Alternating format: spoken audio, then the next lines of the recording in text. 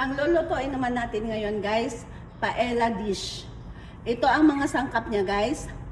Ganito na bigas guys, arborio. At saka itong kamatis na ano guys, na yung buo, yung nasa lata. Kalahating sibuyas na malaki, ginayat na cubes. Ito siya guys, ginadgad na bawang, yung buong bawang. Kalahating tasang olive oil or mantika, isang kamatis, cubes, bell pepper guys na yung yung dikulay, isang tasang gisantes, asin panimpla, food seasoning, seafood seasoning, at saka saffron, tuna, salmon guys, kalahating kilong calamaris, kalahating kilong shrimps. Natin ang guys, ang mantika, ilagay natin yung calamaris. Lutuin natin saglit ang calamaris guys. Pagkatapos ng 7 minutes guys, pwede na nating hanguin para hindi siya tumigas. Ngayon guys, painitin ang kawali, ilagay ang mantika or olive oil, ilagay ang sibuyas.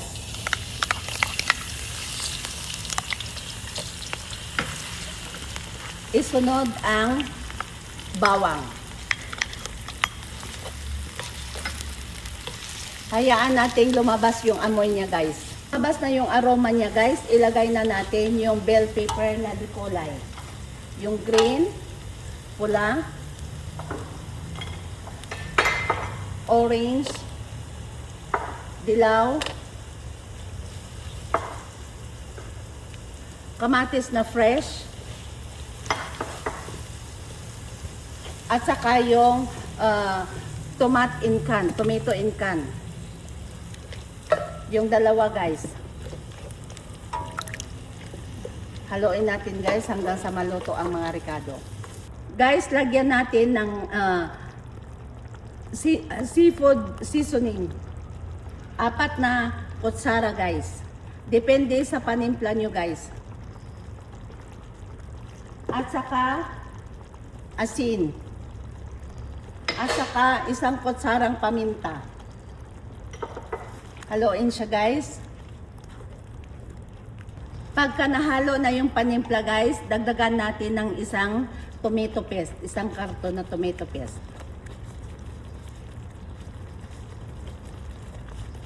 Yan. Paghaluin natin guys para pumula siya. Pagka nailagay na lahat ang mga ricado guys, na timplahan na, ilagay natin yung calamaris. Ganyan. Pagkatapos niyan guys, ilagay natin ang 1 liter na na tubig na may saffron.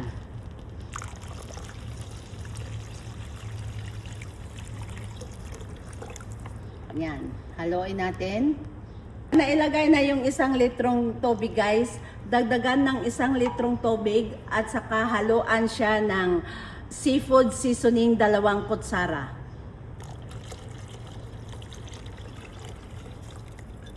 Yan. Hayaan natin kumulo guys. Pag kumulo na siya guys, ilagay na natin yung 1 kilong emborio rice. Yan. Pagka hayaan natin siyang kumulo hanggang sa mainin ang kanin.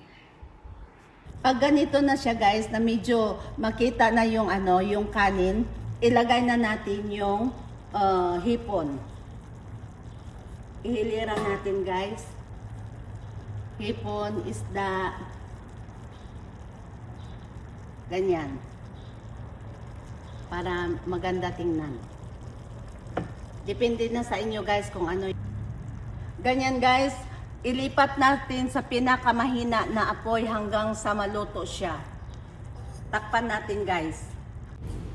Pag medyo umin-in na yun guys, ganyan na yung tubig niya guys, ilagay na natin yung green peas. Pagkatapos mailagay yung green peas, takpan at saka 5 minuto lang pwede na.